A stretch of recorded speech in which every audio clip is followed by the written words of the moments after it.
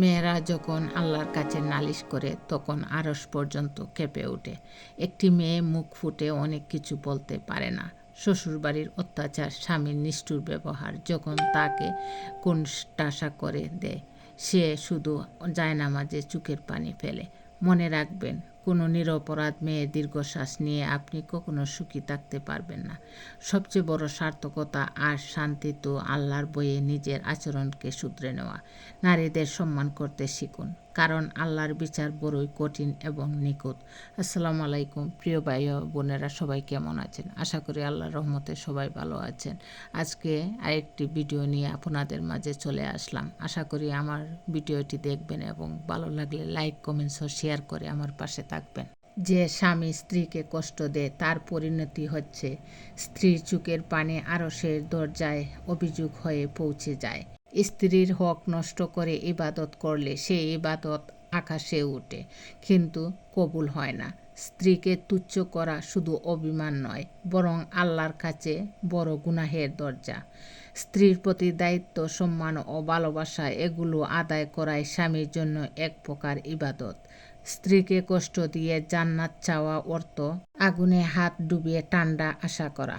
যে স্বামী স্ত্রীকে অবহেলা করে সে আসলে নিজের জান্নাতের পথ নিজেই বন্ধ করে দেয়।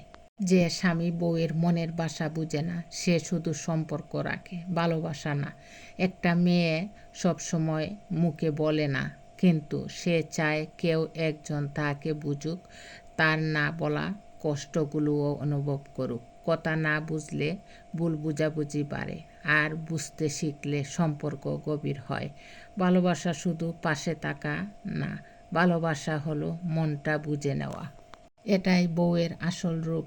সে অভিমান করে চুপ হয়ে যাবে, তবুও তোমার জন্য খাবার গরম করে রাখবে। তুমি দেরি করলে চোখে পানি আসবে, তবুও তোমার নিরাপদে ফেরার দোয়া করবে। বউ মানে যত্নে গড়া অদৃশ্য ছায়া, যা সব সময় পাশে থাকে। একজন স্ত্রীর পরামর্শ পুরুষকে শক্তি দেয়। যে পুরুষ তার জীবনের প্রতিটা সিদ্ধান্তে স্ত্রীর সঙ্গে পরামর্শ করে, স্ত্রীর মতামতকে সম্মান করে, কোনো কিছু গোপন রাখে না, সে শুধু একজন স্বামী নয়, একজন প্রকৃত সঙ্গী। এই ধরনের পুরুষ কখনো জীবন যুদ্ধে হারে না। বউকে অবহেলা করে বাহিরের সবার কাছে হাসি খুশি থাকা স্বামী আসলে সবচেয়ে বড় প্রতারণা করে নিজের গড়টার সাথে। কারণ যে চোখের পানিটা নীরবে ঝরে তার হিসাব একদিন ঠিকই ফেরত আসে।